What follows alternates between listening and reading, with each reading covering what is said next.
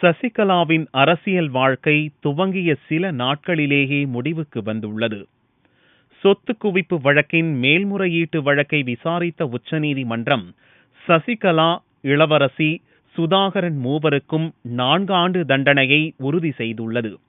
பிப்ரவரி 5ஆம் தேதி சசிகலாவை முதல்வராக அதிமுக எம்எல்ஏக்கள் தேர்ந்தெடுத்தனர். மறுநாளே முதல்வர் பதவி ஏற்கலாம் என திட்டமிட்டார்.